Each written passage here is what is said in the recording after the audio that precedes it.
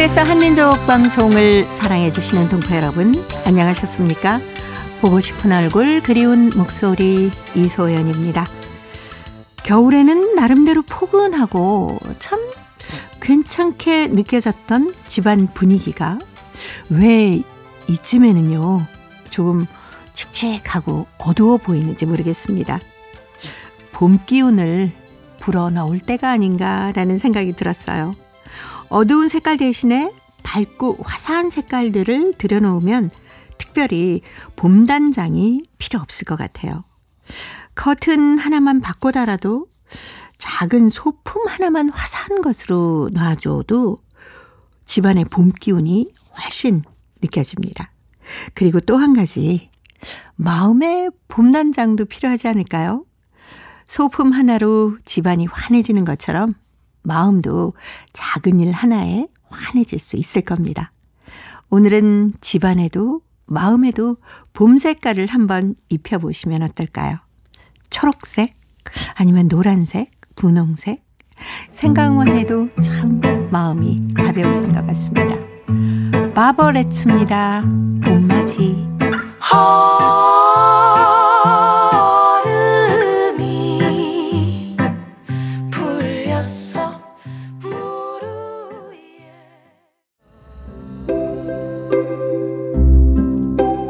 동포 여러분의 편지 사연으로 함께합니다. 행복우체통. 화요일의 행복우체통, 홍익대학교 글로벌경영학과 전춘아 교수님과 함께하는 날입니다. 어서 오세요. 안녕하세요. 자, 어제가 이 개구리가 잠에서 깨어난다는 경칩이었습니다. 이제 봄 기운이 좀 제법 느껴지지 않으세요? 네, 요즘은 그냥 겨울 옷을 그냥 안 입고 다니는 것 같아요. 그렇죠. 약간 이른 아침이랑 이른 저녁, 좀 늦은 저녁에 빼고는 그냥 봄 느낌이 들고, 옆에도 지금 신입생들, 학생들이 그냥 화사하게 그렇죠. 입고 다니니까 좀 봄을 이미 잘 느끼고 있습니다. 네. 뭐 백화점에는 벌써 전에부터 봄은 그렇죠. 나왔고요. 네. 예. 저도 막 이 날씨는 이런데 잘못 옷을 가볍게 입으면 감기 걸리는 거 아닐까? 막 이러면서도 맞아요. 두꺼운 옷 입기가 좀 망설여지더라니까요. 저는 이제 아침에는 그냥 네. 이제 두꺼운 옷을 입고 갔다가 네. 학교 가면 또 가병을 바꾸고.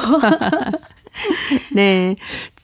봄 되니까 집에 저는 그냥 뭐 커튼 바꾸고 뭐 이러는 건 또 제가 잘 못하고, 네. 꽃 화분을 한 2개 사다 놨어요. 맞아요. 그랬더니 그것만으로도 어쩜 이렇게 예뻐요? 그 소품을, 근데 네. 저는 그 생화를 잘 못하거든요. 가꾸는 걸 잘 못해요. 그래서 이제 복도랑, 네. 전 복도에다 꽃을 놔요. 근데 복도랑 그다음 이제 그 식탁이랑 이런데, 네네. 그 생화 말린 거 있잖아요. 예. 네, 그거에다가 그런 꽃을 이제 우리가 뭐 졸업할 때 그 만드는 그 꽃을 네네. 그걸 가져다가 한번 해놓으면 완전 집안 분위기가 화사해지니까. 확실히 달라지죠. 예, 맞아요. 달라져요. 네. 그리고 그다음에 이제 그 중에서도 옷 한 벌 정도는 좀 화사한 걸로 하나를 네. 이렇게 사놓으면 어쩜 열 때마다 뭔가 그 하나 때문에 달라지는 느낌. 네. 우리 동포분들 계신 곳은 아직은 좀 쌀랑하죠. 3월 그렇죠. 뭐 아직은 좀 동북 중순이 쪽은 넘어야 되죠. 봄 느낌을 가지려면 3월 중순이나 4월 정도 가야 네. 뭔가 좀 따뜻해진다는 그런 느낌이 듭니다. 3월은 아직은 추운 것 같아요. 그렇죠. 네. 예.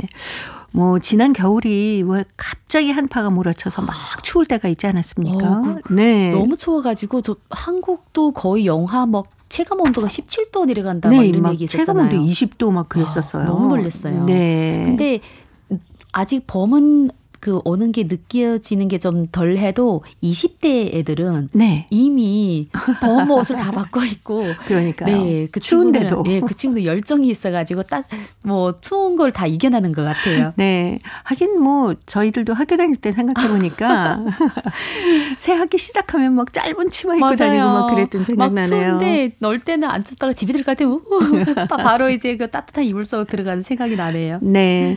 아무래도 뭐 계절이 이렇게 봄으로 바뀔 때면 마음속에도 봄이 확 들어오기 때문에 마음에도 좀 이렇게 새로운 희망과 어떤 통통 튀는 즐거운 생각들이 가득하지 않을까요? 봄이 되면 새싹도 올라오고 네. 그다음 또 꽃도 피는 게 이제 겨울하고 다르잖아요. 네. 그래서 그런지 그냥 저도 모르게 이렇게 밖을 내다보면 좀 콧노래가 나오고 네. 또 사람들이 그 어둠칙칙한 옷에서 발랄한 옷으로 바꾸잖아요. 그렇죠. 그래서 그런지 표정도 굉장히 밝아 네. 보이거든요. 건강 모양이 돼 보여서 봄 되면 저도 모르게 그냥 기뻐요. 네. 저도 이제 출근할 때면 윤중로를 여의도 외곽도로 윤중로를 쭉 타고 오는데 그 윤중로에 벚꽃나무들이 쭉 있잖아요. 맞아요. 벌써 이렇게 싹이 틀려고 확실히 달라요. 예. 네. 그것도 그렇고 이제 봄 되면 아마 기분인데서 그런지 저는 운전하면서 이렇게 봄이 듣기 좋은 노래 네. 이렇게 들면 가을은 항상 약간 우울한 음악들이 예, 많이 나오거든요. 차분하고. 네. 근데 봄이 되면 발랄해요. 모든 음악이 봄에 되면 막 생기가 있는 그런 느낌이 들었는지 봄 되면 그냥 항상 이제 음악 틀면 좀 기쁘고 가볍고 네. 그런 마음으로 이제 다니는 것 같습니다. 네. 동포 여러분의 봄은 어디쯤 와 있을까요? 그 사연도 행복우체 통해 보내주시기 바랍니다. 자, 오늘 첫 번째 사연 대한민국 경기도 일산에 살고 계시는 신서국 씨가 보내오셨습니다. 한국행의 눈물이라는 글인데요. 전춘아 교수님이 먼저 소개해드립니다. 진주족에는 상처를 진액으로 감싸고 뼈가 녹는 아픔으로 진주를 키운다. 수사미는 이국 땅에서 긴 15년 세월을 지내면서 아픔, 고통, 절망 등 살아온 인고의 세월이다. 15년 전 수사미는 교직에서 벗어나 혈연 단신 한국에 입국하여 야당리 외식공간 주식회사에 입사하였다. 첫날부터 영업 부장은 청소 담당을 맡겼다. 수사미는 복도, 계단, 사무실 등 청소를 끝내고는 남자 화장실에 들어갔다. 변기 안에는 똥과 함께 휴지 뭉치가 한가득 들어있었다. 수사미는 갑자기 구역질이 쳐져서 다른 변기 뚜껑을 열고 변기에 얼굴을 쳐박고 모든 것을 쏟아냈다. 그리고 일어나 거울에 비친 그의 얼굴을 보았다. 입가에 토사물이 묻고 눈에 핏발이 선 낯선 남자가 있었다. 그 예리예리하던 그의 모습이 아니라 고향의 제자들은 물론이고 돌이며 나무며 심지어 땅에 기어다니는 이름 모를 벌레까지도 수사미를 비웃는 것 같았다. 수사미는 정신이 멍하고 머리가 불덩이처럼 뜨거워져 흡연실로 달려가 담배 연기를 가슴 깊이 빨아들였다. 얼얼이 맺힌 서러움이 응어리를 담배 연기로 풀고 또 불었다. 화장실 청소는 대체로 아줌마들이 하는 일이다. 남자 화장실에서 남자들이 소변기에 대고 싸고 있는데 아줌마가 청소하러 들어오면 그저 깜짝 놀라고 하지 나무람하지 않는다. 그러나 여자 화장실에 남자가 나타나면 성희롱이란 죄명을 뒤집어 쓴 채 콩밥을 먹을 수 있다. 그 후부터 수사미는 여자 화장실 문고리에 청소 중 팻말을 걸고 청소를 하였다. 수사미는 난생 처음 화장실을 청소하면서 별의별 일을 겪게 되었다. 여자 화장실을 청소하던 어느 날 아침 볼일을 보던 주방 참모가 갑자기 휴지를 달라고 했다. 수사미는 화들짝 놀랐다. 수사민 아내와 25년을 살아오면서도 한 번도 아내가 화장실에서 휴지 달라는 말을 들은 적도 없었다. 참모가 빨리 달라고 해 수사미는 하는 수 없이 무릎을 꿇고 바닥과 문 사이 틈으로 휴지를 밀어넣었다. 물론 완벽하지 않지만 수사미가 1년 동안 들인 시간과 노력에 6곳의 화장실은 항상 깨끗하여 파조시 모범 화장실 간판을 걸게 되었다. 이듬해 수사미는 홀 팀장으로 승진하여 10년 동안 야당리 외식 공간에서 하루에 12시간 일하면서 집과 식당만 다람쥐 쳇바퀴 돌듯 오갔다.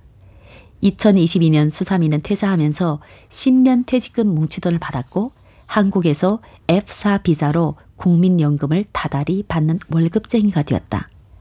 몸이 당하는 고생을 마음이 못 이기면 고생이 되는 것이고 몸이 당한 고생을 마음이 이기면 고생이 아니다. 그렇다. 자기 직책을 사랑하는 사람 앞에서는 어떠한 아군도 비켜간다.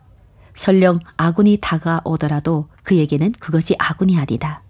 그는 곧장 그 아군을 씹어 삼켜버릴 것이다. 수사미가 바로 이런 사람이 아닌가 싶다. 네. 신서국 씨가 수삼 씨의 사연을 편지로 보내주셨습니다.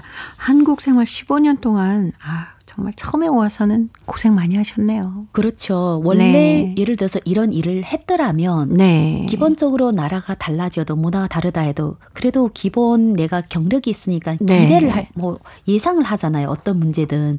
그런데 수삼 같은 경우에는 원래 교직 생활을 했기 때문에 교직 생활은 사실 어떻게 보면 좀 더 편안하고 안전하고 또 물론 학생들의 일이 편안한 건 아니지만 그래도 몸으로 쓰는 일은 아니고 그렇죠. 화장실 청소가 너무 먼 일이잖아요.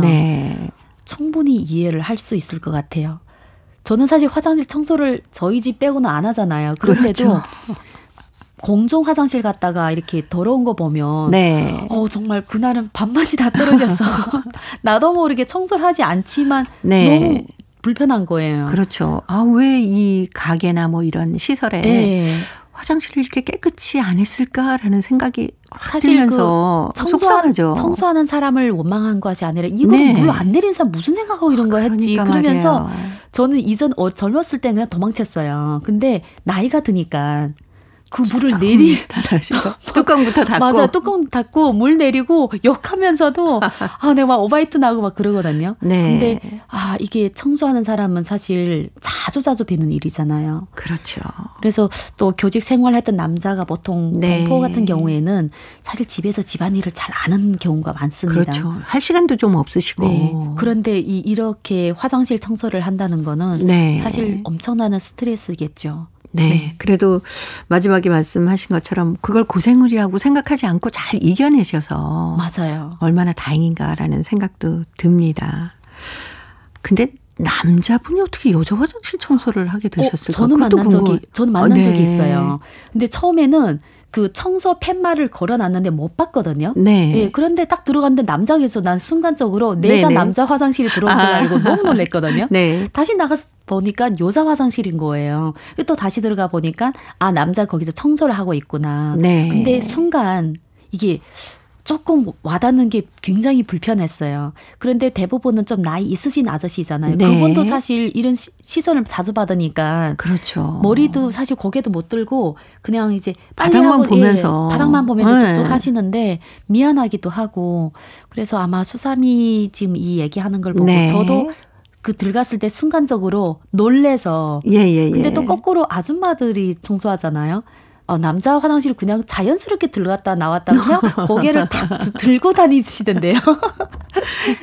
여자분들이 대부분 청소를 담당하시지 않습니까? 꼼꼼하게 잘하시니까. 맞아요. 근데 남자 화장실에 진짜 그냥 쑥 들어가시더라고요. 그러니까 남자들은 아마 화장실 들어갈 때 여러 가지 고민, 왜냐하면 들어갈 때 사람 있는지 없는지를 모르잖아요. 그러면 고민하면서 이렇게 할 건데 여자들은 지금 여기 글 쓴 거 보면 있어도 그냥 할 거다 하고 그 어떻게 보면 이 업무에서는 여자한테 좀 더 관대하네요. 그러네요.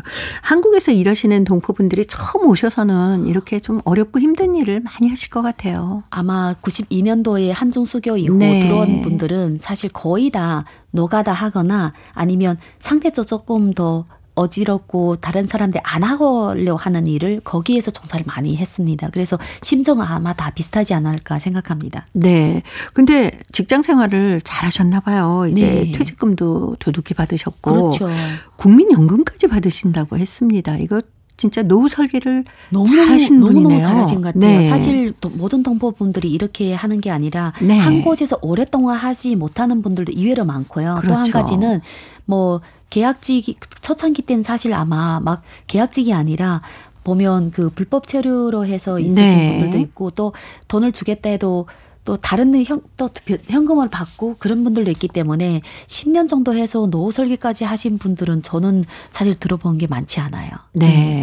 좋은 정보를 잘 보셨다가 국민연금도 왜 다달이 다 돈을 내야 되지 않습니까? 이거 해놓고 나면은 진짜 좀 좋으시잖아요. 그래서 동포분들도 사실 낼 거는 내는 게 좋아요. 국민연금 내고 의료보험도 내고 왜냐하면 내가 언젠가는 여기를 떠난다 이런 마음으로 하는 거 아니라 낼 걸 다 내고 나는 지금 건강하지만 나중에 어떻게 장담 못 하잖아요. 또 국민연금 그때 가서 누가 탈지 이렇게 생각하는 거 아니라 이 나라에서 다 하고 하다 보면 수삼이처럼 10년 지나서 다달이 원골금이 나오잖아요. 얼마나 좋아요. 우리나라에서 생활하시는 많은 동포분들이 아마 국민연금까지는 생각 못하시는 못하는 분들이 많으시죠. 그리고 또 한 곳에서 10년 정도를 일하는 분들도 물론 있겠지만 노가다 현장 같은 경우에는 거의 이렇게 네, 일용직으로 일용직이죠. 많이 움직이는 거나 네. 아니면 식당 같은 경우에도 한 식당에서 10년 하는 것이 아니라 이 식당 했다가 저 식당 했다가 이러니까 어떻게 보면 국민연금을 타야지 하는 생각을 못하는 분들이 의외로 많을 겁니다. 네. 국민연금은 뭐 일정한 회사에 다니면서 회사에서 플러스해서 내주는 국민연금도 있지만은 개인적으로도 이렇게 가입해서 맞아요. 드셔도 사실 연금, 되니까. 네, 연금을 네. 알아보시면 다양한 설계가 있기 때문에 네. 이번 이 행복우체통의 이 계기로 동포분들도 연금의 설계를 한번 알아보고 네. 잘 했으면 하는 바람이 큽니다. 예. 중국으로 다시 가서 생활하실 거 아니면 한국에 계속 나는 이제 여기서 살아야겠다라고 하시는 분들은 국민연금도 생각해 보시는 게 좋을 것 같네요. 동포분들이 이전에는 뭐 돈 벌어서 중국을 갔는데 지금은 거의 다 이제 한국에서 네, 오래 많이 계시고 계시긴 하죠. 네, 물론 이제 그 귀화를 안 하더라도 왔다 네. 갔다 해도 더 많은 시간을 한국에서 보내기 때문에 아마 많은 분들이 이 행복우체통 편지를 듣고 나면 나도 한번 연금 설계를 네. 해야 되겠다는 생각 들 것 같습니다. 예. 자, 오늘 신서국 씨가 소개해 주신 수산 씨의 얘기를 통해서 정말 열심히 생활하고 계신 우리 동포분의 모습을 다시 한번 또 느낄 수 있었습니다. 건강하셔야 됩니다. 그래야 일도 잘하실 수 있거든요. 너무 맞아요. 무리하지 마시고 건강하게 생활하셨으면 좋겠습니다. 자, 우리 중국 동포 가수죠. 구련욱의 노래 준비했습니다. 해바라기.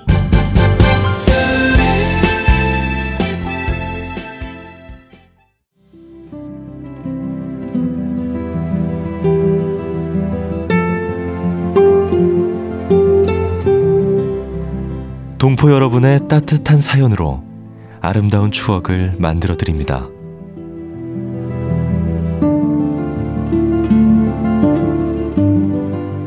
보내실 곳은 대한민국 서울특별시 영등포구 여의공원로 13 KBS 한민족방송 보고 싶은 얼굴 그리운 목소리 담당자 앞이고요. 인터넷 주소도 알려드립니다. KBS 홈페이지 www.kbs.co.kr에 접속하신 다음 라디오, 한민족방송, 보고 싶은 얼굴 그리운 목소리를 순서대로 클릭하신 다음 청취자 참여 코너에 글을 남기시면 됩니다.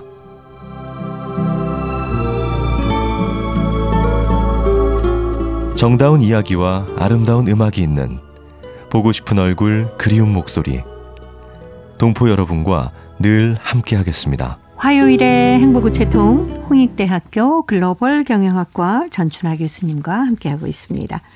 자, 오늘 두 번째 사연 중국 길림성 연길시 한빈 학생이 보내왔습니다. 행복한 우리 가족이란 글인데 제가 소개해 드릴게요. 나에게는 천금을 주고도 바꿀 수 없는 소중한 가족이 있어 가슴이 뿌듯하다. 엄마와 아빠, 내가 함께 사는 가족은 늘 웃음이 떠날 줄 모르는 행복한 가족이다. 우리 집에서 제일 바삐 보내는 분은 엄마다. 아침 일찍 일어나서 한편으로는 밥을 짓고 반찬을 하면서 한편으로는 끝없는 잔소리를 늘어놓는다. 한빈아, 빨리 일어나야지. 그리고 밥 먹어야지, 밥. 그리고 책가방 챙겼니? 학원에 가서 사 먹을 돈 챙겼어? 나는 엄마의 매일같이 반복되는 잔소리가 귀찮은 것이 아니라 노래 반주처럼 귀맛 좋다. 우리 집에서 출근에 제일 게을리하지 않는 분이 아빠다. 직업이 경찰인 아빠는 저녁이면 어김없이 출근하면서도 휴식일과 방학에는 나와의 약속을 철석같이 지키는 훌륭한 분이다. 일요일에 친구한테서 한잔하자고 전화가 걸려오면은 나한테 눈을 껌뻑이면서 능청스럽게 이렇게 말한다. 이걸 어쩌지? 급한 일로 외출해야 되는데. 야호! 나는 또 오늘 야외로 나가는구나. 이럴 때마다 나는 너무도 좋아서 아빠 품에 와락 안기면서 아빠는 또 커다란 품으로 나를 꼭 감싸주신다. 이때 나의 기쁨은 그 어떤 말로도 형용을 할 수가 없다. 이번 여름방학에 우리 가족은 나의 시험 성적과 관계없이 내가 최선을 다하면 여행을 간다고 한다. 생각만 해도 가슴이 막 부풀어 오른다. 달도 있고 해도 있는 푸른 하늘 같은 행복한 가족이라는 요람 속에서 나는 아름다운 꿈을 실현하기 위해서 노력하고 있다. 라는 글이었습니다.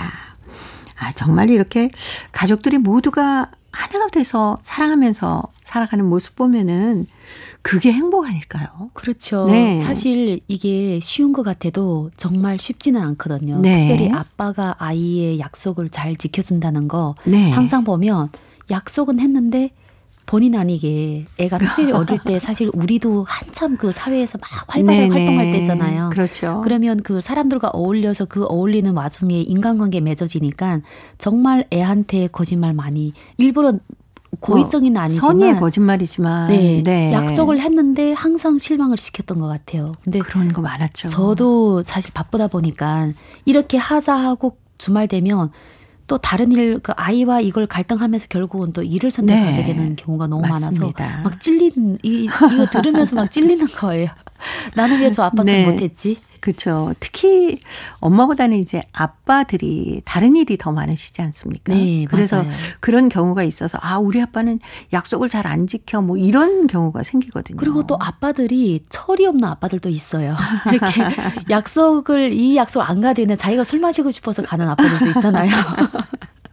네, 그것도 아빠의 하나의 사회생활이다라고 생각하시기 그렇죠. 때문에 또 사실 가족이 우선인데요. 그렇죠? 맞아요. 그리고 저는 생각해봤더니 한 8살까지는 아이를 데리고 같이 활동하니까 네. 그 부분에 미안함이 없는데 딱 얘가 이제 한 8살부터 시작해서 한 초등학교 한 4학년 그 정도까지는 엄마 아빠가 정말 필요하거든요. 네. 그때 많이 손 놓은 것 같아요. 초등학교 들어갔으니까 뭐 학원도 보내고 여기 보내고 그렇죠. 해서 애가 항상 외로움을 많이 탔던 것 같아요. 네.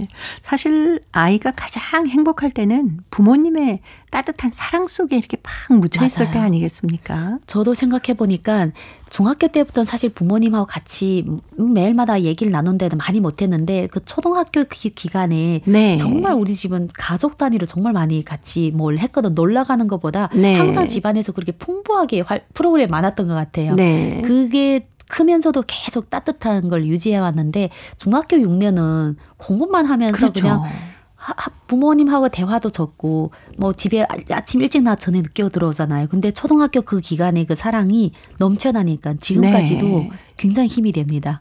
근데 저는 이제 반성하는 게 초등학교 1학년 딱 들어가서부터 손 좀 놓은 것 같아요. 네. 아무래도 어떤 규칙적인 생활을 하셔야 되기 때문에 어쩔 수 없이 그런 경우가 있지 않았을까. 그것도 있고 저도 제 욕심이 있으니까 그래서 얘를 같이 해야 하나요? 아니면 그 시간이라는 게 있잖아요. 내가 그렇죠. 발전할 수 있는 시간. 네. 내가 다 큰 다음에 해야지 하는데 그거를 잘 못하겠더라고요. 그래서 그렇게 하신 부모님 보면 대단하다는 생각 들고. 그래도 그 나머지 시간에 또 충분한 사랑을 주지 않으셨을까라는 생각도 드네요. 네, 그렇게 교수님 성격 같아서는. 지금은 그 친구 되려고 노력을 하고 있습니다. 네, 맞습니다. 네, 눈높이를 맞춰주는 네, 거. 그 친구가 이제 나를 친구처럼 대하려면 내가 잔소리를 덜 해야지 하는 거. 잔소리 중에 네. 제일 중요한 거는 내가 꼴 보기 싫은 거 참는 거. 네, 사실 그 부모님의 사랑이 가장 필요할 때 사랑을 많이 받고 자란 아이들이 성년이 돼서도 사랑을 많이 나눠줄 수 있다고 하지 않습니까? 맞습니다. 네. 그래서 이제 아이가 어렸을 때는 꾸지람보다는 사랑을 네. 듬뿍듬뿍 많이 주는 게 굉장히 중요하다고 생각합니다. 예. 한빈 학생 정말 행복한 가족과 함께 즐겁게 생활하고 있는 것 같아서 참 보기 좋습니다. 코요태의 노래 해피바이러스 들으면서 홍익대 글로벌 경영학과 전춘아 교수님과는 다음 주에 또 뵐게요. 네, 고맙습니다. 감사합니다. 나 미소 짓게 해 내 곁에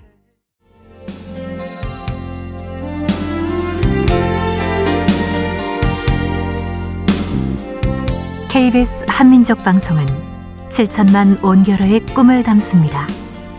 지구촌 곳곳으로 뻗어나간 한민족의 중심 채널 KBS 한민족 방송은 더 나은 미래를 위한 초석이 되고자 합니다. 여기는 대한민국 서울에서 보내드리는 KBS 한민족 방송입니다. KBS 한민족 방송 보고 싶은 얼굴 그리운 목소리 듣고 계십니다. 동포 사회의 새로운 소식을 동포통신원들과 전화를 연결해서 듣는 시간입니다. 통신원 리포트인데요. 오늘은 중앙아시아 카자흐스탄 그리고 러시아 사할린 지역의 소식 듣습니다. 먼저 카자흐스탄의 김상욱 통신원 만나보겠습니다. 김상욱 통신원 안녕하셨습니까? 예, 안녕하세요. 네, 반갑습니다. 반갑습니다. 카자흐스탄에서 기아 자동차의 스포티지가 본격 생산이 된다면서요? 예, 기아 자동차 카자흐스탄 공장에서 스포티지 생산을 시작을 했습니다. 네. 이로써 서방의 대러 제재로 사실상 개점 휴업 상태에 있는 러시아 공장, 기아 자동차 러시아 공장의 생산 공백을 만회하기 위한 플랜 B 전략이 본격화될 것으로 이렇게 보입니다. 카자흐스탄 자동차 산업연맹에 따르면요, 기아는 지난달 14일 카자흐스탄 공장에서 스포티지 시범 생산 시작을 했습니다. 그래서 이제 이를 통해서 카자흐스탄에서의 어떤 스포티지 또 기아 자동차 수요뿐 아니라 우즈베키스탄과 러시아 등 주변국의 수요에도 아주 효과적으로 대응해 나갈 수 있게 되었습니다. 강훈택 기아 KB 사업 지원실장은 사실 지난해 두산바이스 주한 카자흐스탄 대사와 만나서 스포티지 현지 조립 생산 관련 내용을 협의를 했습니다. 기아는요, 카자흐스탄 북부 지역에 코스타나라는 도시가 있는데요. 거기에 자동차 반조립 회사 사라르카 압토프롬이라는 회사와 차량 조립 생산을 주 내용으로 하는 어떤 계획을 수립한다는 방침을 내놓은 바가 있습니다. 이 카자흐스탄 회사 이 사라르카 압토프롬은요, 연간 2만 대 생산 능력을 보유한 현지 자동차 조립 공장인데요. 기아차는 지난 2021년 3월부터 이 공장에서 리오 있지 않습니까? 소형 리오 등 핵심 모델을 생산하는 중앙아시아 시장을 공략한 생산 거점으로 지금 활용하고 있었습니다.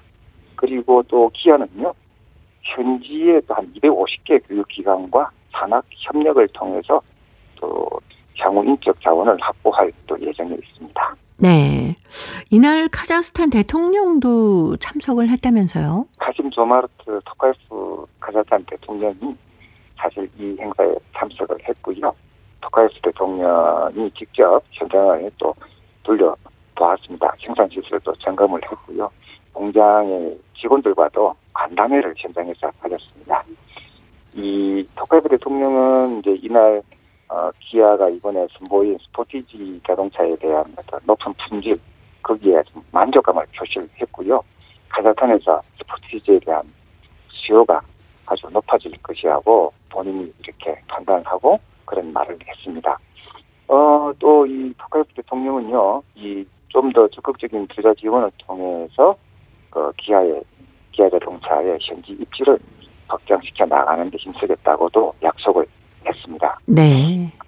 이번 스포티지 조립 생산은요, 사실상 러시아 생산 공백을 우리 카자흐스탄에서 만회하는 플랜 B, 기아 자동차의 플랜 B 전략입니다. 사실 아시다시피 러시아의 우크라이나 침공에 대항하는 국제적 공조 대열에 동조를 하는 한편 또 러시아 시장을 또 이 전 CIS에서의 시장에서의 기아 자동차 입지를 공고히 하겠다라는 기아 자동차 전략인데요. 러시아 생산 차질에도 불구하고 전 CIS 시장에서 판매량은 계속 유지해 나가겠다는 게 이번 전략의 핵심적인 골자입니다. 네. 앞서서 기아는 지난해 3월에 러시아 보이콧 국제 공조에 따라서 러시아로 수출 중단을 했고요. 또 베제르부르크에 있는 공장 재가동을 사실상 무기한 보류한 바가 있습니다. 네. 자, 스포티지가 카자흐스탄은 물론이고 주변 국가에서도 그냥 아주 신나게 달릴 수 있는 그런 날이 빨리 왔으면 하는 바람이 드네요. 자, 오늘 카자흐스탄 소식 여기까지 듣겠습니다. 김상욱 통신원이었습니다. 소식 잘 들었습니다. 네, 감사합니다. 네, 고맙습니다. 이어서 러시아 사할린으로 가보겠습니다. 배순신 통신원 만나보겠습니다. 배순신 통신원 안녕하셨습니까? 안녕하세요. 반갑습니다. 네, 반갑습니다.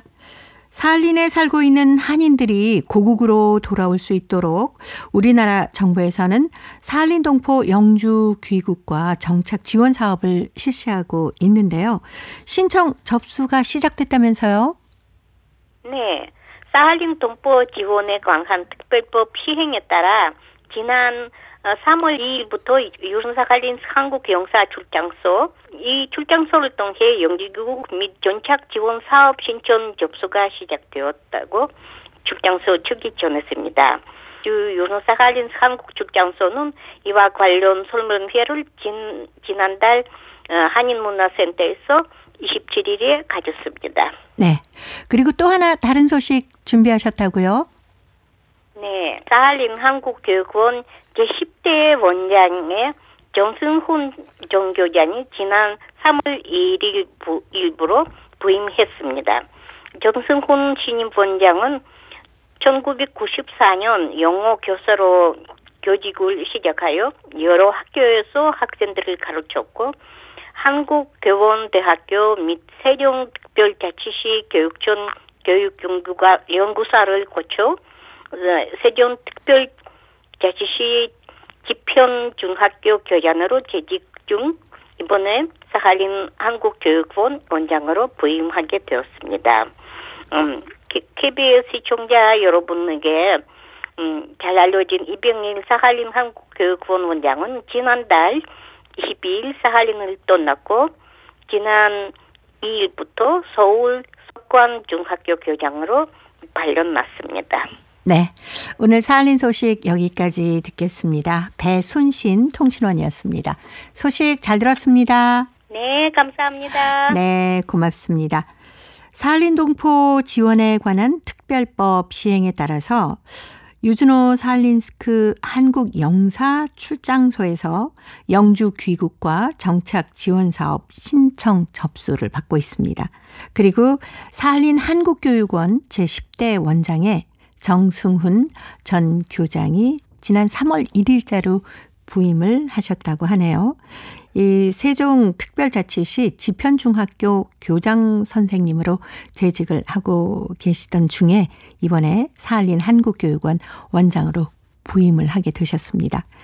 여러분이 잘 알고 계시는 이병일 사할린 한국교육원 원장님은요. 지난달 22일에 사할린을 떠나서 지금은 서울 석관중학교 교장 선생님으로 활동을 하고 계시다는 사할린 소식이었습니다. 자, 이제 퀴즈를 통해서 대한민국의 역사와 문화까지 배울 수 있는 퀴즈 한마당 보내드립니다. 동포 여러분과 퀴즈로 하나 되는 시간 퀴즈 한마당.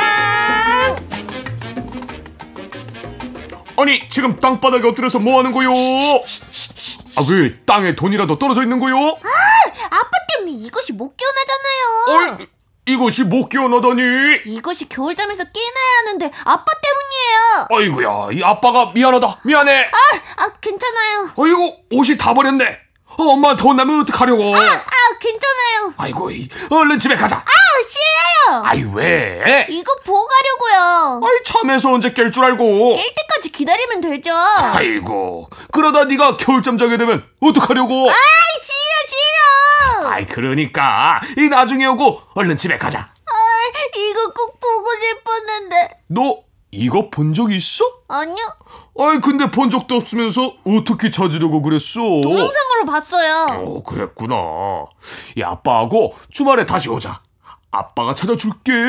정말요? 그럼. 이야, 신난다. 대신 엄마한텐 비밀. 네, 비밀이에요. 우리 둘만의 비밀. 겨울잠에서 깨어나는 이곳을 찾으려다 아빠랑 둘만의 비밀을 간직하게 됐네요. 그러게요. 경칩이 되면 이것이 겨울잠에서 깨어난다고 하는데 이것을 찾으려고 했군요. 너무 과해요, 장현씨. 아, 그래요? 네, 그래요. 그러게요. 이것은 대표적인 양서류 중 하나인데요. 이것은 한 종이 아니라 개구리 목을 총칭하는 말입니다. 이것의 종류가 아주 많은데요. 가장 친숙한 것이 청색을 띤 청이것과 얼룩무늬를 띤 참이것이고 이것과 비슷한 두꺼비나 맹꽁이도 이것과에 포함됩니다. 한국에 사는 이것은 총 13종으로 파악되고 있습니다. 고어로는 머구리라고 했으며 사투리로는 개구락지라고도 합니다. 머리와 목의 구분에 불분명하고 척삭동물 중에서는 특이하게 꼬리가 없고 앞다리보다 뒷다리가 긴 체형은 다른 동물과 구분되는 이 동물만의 특징입니다. 특히 이 동물은 울음소리가 독특해 울음소리만 들어도 바로 알 수 있는데요. 이 동물은 울음소리로 의사소통을 합니다. 이것은 오래전부터 전 세계 각지에서 식재료로 이용되고 있는데요. 일본에서는 이것을 회로 먹기도 하고 중국에서는 이것을 활용한 다양한 요리법이 있다고 합니다. 지금은 우리나라에서 거의 먹지 않지만 먹을 것이 없던 시절에는 우리나라에서도 이것을 먹기도 했습니다. 자, 여기서 문제 나갑니다. 빠밤. 3월 6일은 절기상 경칩인데요. 경칩에는 이것이 겨울잠에서 깨어난다고 하죠. 이것뿐만 아니라 겨울잠 자는 벌레와 동물들 그리고 식물들도 봄을 맞을 준비를 하는데요.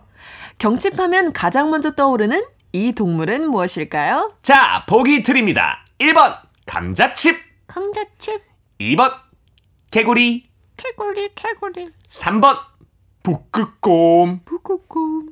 정답을 보내주신 분 가운데 일주일에 한 분 추첨해서 소정의 상금이나 상품을 보내드립니다. 퀴즈 한마당. 지금까지 성우 이창현, 배아경이었습니다. 3월 6일이 절기상 경칩입니다. 겨울잠을 자던 벌레들이 놀라서 깨어난다는 뜻에서 경칩이라고 하는데요. 동면에 들어갔던 동식물들이 봄을 맞으면서 만물이 깨어난다, 이런 의미가 바로 경칩입니다. 경칩하면 가장 먼저 떠오르는 동물이 바로 이것이죠. 경칩에 이것 알을 먹으면 건강해진다고 해서요. 이것 알을 먹는 풍습이 있는데요. 이것 알을 먹으면 화를 없애준다라고 믿었기 때문이라고 합니다. 예전에는 이것 우는 소리를 많이 들을 수 있었는데 요즘에는 잘 들리지 않더라고요. 동포 여러분 계신 곳은 어떻습니까? 이것에 얽힌 추억이나 봄에 대한 추억, 동포 여러분의 봄맞이까지 행복우체 통해 보내주시기 바랍니다. 정답은 KBS 홈페이지에 접속하신 다음에 라디오, 한민족 방송, 보고 싶은 얼굴 그리운 목소리를 순서대로 누르시면은 청취자 참여란이 있습니다. 여기에 정답도 적어주시고 또 행복우체 통해 사연도 보내주시면 됩니다. 그리고 KBS 콩으로 정답을 보내실 때는 연락처를 잊지 말고 꼭 남겨주시기 바랍니다. 여러분의 많은 참여 기다리고 있습니다.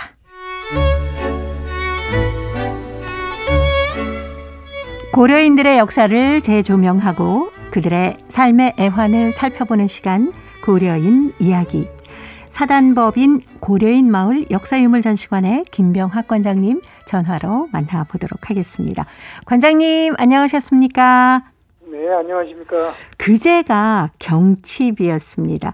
한국에서는 뭐 이맘때쯤 되면은 이제 벼농사 준비를 시작하는데 중앙아시아 지역은 보통 언제부터 농사 준비를 할까요? 한국하고 비슷한가요?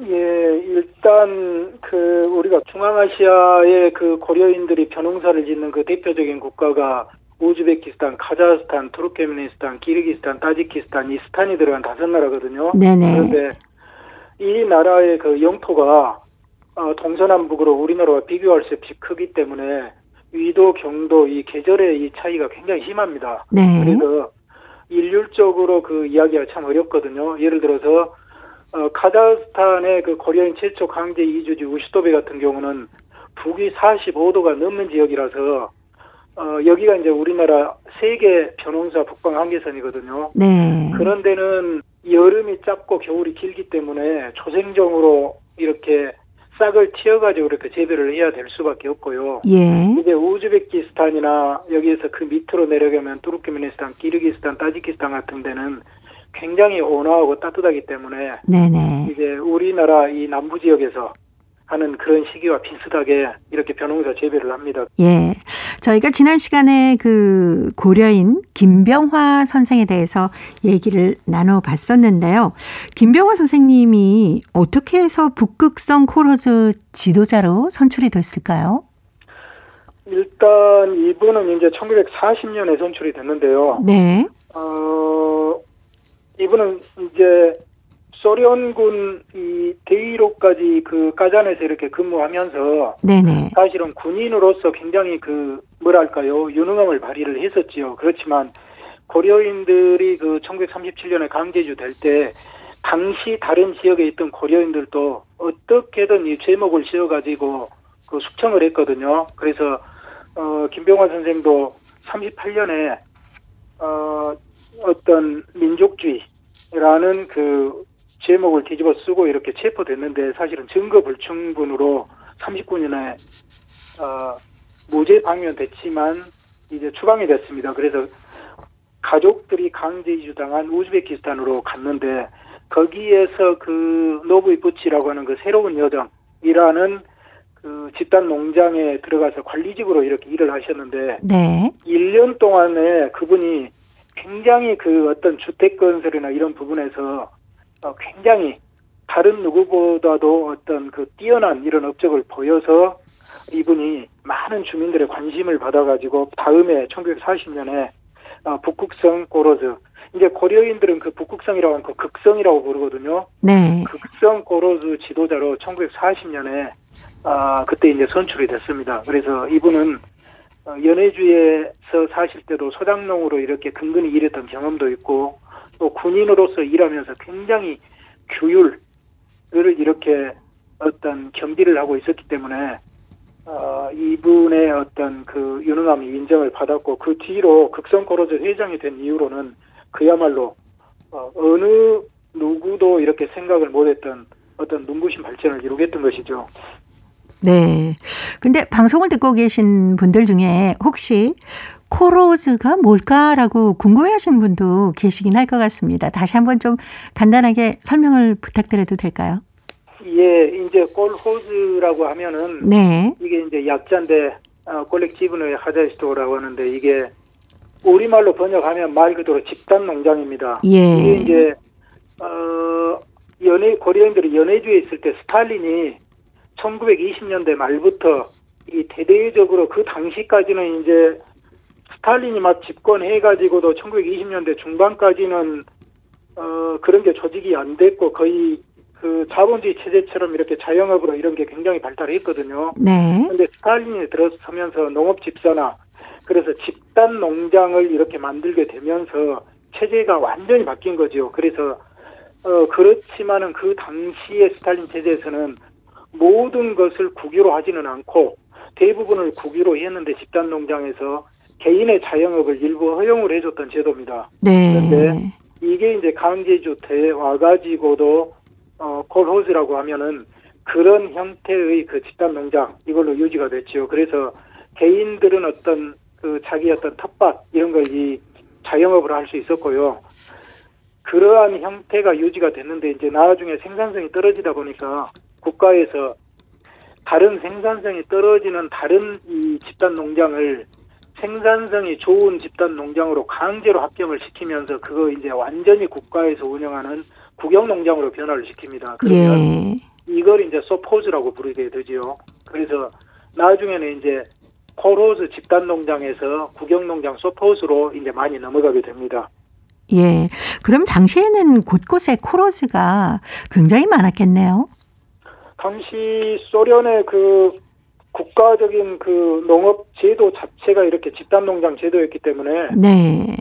그리고 또 어업이나 이런 가축 이런 것도 집단 그 체제로 만들었기 때문에 곳곳이라기보다는 모든 것이 다 이렇게 집단 농장 형태로 운영이 됐었죠. 예. 근데 당시에 이렇게 개인의 어떤 자영업을 인정할 수 있는 코러즈를 만들어서 운영을 했는데도 왜 그 효율성이 떨어졌을까요? 이것은 우리가 쉽게 생각할 수 있는데요. 이게 자영업은 말 그대로 그 개인 소유, 자기 것이지 않습니까? 네. 이것은 인간의 기본적인 욕망과 관련된 문제 같습니다. 이게 그 개인 소유가 되면 어떻게든 최선을 다해서 그 생산량을 올리면은 그게 고스란히 개인 소득으로 들어오기 때문에 예. 열심히 할 수밖에 없는데 이게 집단농장 체제면은 이게 똑같이 일을 해서 분배해서 나눠 가져야 되기 때문에 네. 아무래도 그 인간의 심성이 거기에 자기의 어떤 모든 능력을 100% 발휘하려고 하지 않을 것입니다. 그래서 이건 네. 그 우리가 그 이론의 여지가 없이 효율성이 떨어질 수밖에 없는 그런 제도였습니다. 예. 근데 북극성 코로즈는 왜 이렇게 운영이 잘 됐을까요? 김병화 선생님 덕분이겠죠? 이것이 아마 그리고 당시에 이제 김병화 회장이 이렇게 지도를 하고 있던 북극성 코로즈도 그렇고 중앙아시아로 이주됐던 이 고려인들이 운영했던 대부분의 코로즈가 다른 어느 지역보다 생산성이 높았는데 그건 아마 고려인들이 처했던 네. 그런 사회적 환경 때문에 그랬던 것 같습니다. 네. 강제이주 이후 과정에서 고려인들이 적성민족으로 어려움을 겪는데 거기에서 이렇게 해치고 살아나갈 방법이 그것밖에 없었고 또 당시 고려인의 그 유능한 지도자들은 우리가 살아나갈 수 있는 방법은 그것밖에 없다는 걸 이렇게 인지를 시키고 독려를 하고 굉장히 조직을 해서 생산성을 또 높이게 되고 또 생산성을 높이게 되면은 그만큼 이렇게 공동으로 돌아가는 분배 몫이 크거든요. 그렇죠. 이 과정에서 고려인들이 어떤 자신감을 갖고 이러한 시너지 효과를 이렇게 발휘를 하면서 했기 때문에 고려인들이 다른 누구보다 어떤 생산성을 이렇게 높일 수 있었던 것 같습니다. 그리고 고려인들도 우리 민족이 사실 수천 년 동안 농사를 지은 농경민이지 않습니까? 네. 그래서 농업에 대해서 또 뛰어난 DNA가 있었고 이런 여러 가지가 있었기 때문에 다른 민족들에 비해서 월등히 이렇게 높은 생산성을 보여줄 수 있었던 것 같습니다. 네. 뭐 어떻게 해서든 열심히 일해서 우리 고려인들이 좀 잘 살아보자라는 마음으로 하나가 됐었던 것 같습니다. 네. 자, 고려인 이야기 오늘은 북극성 코로즈와 또 그 지도자인 김병화 선생에 대한 얘기 나눠봤습니다. 다음 주에 또 뵙겠습니다. 네, 감사합니다. 네, 고맙습니다. 배일호가 불러주는 신토부리 들으면서 저도 인사드립니다. 함께해 주신 동포 여러분 고맙습니다.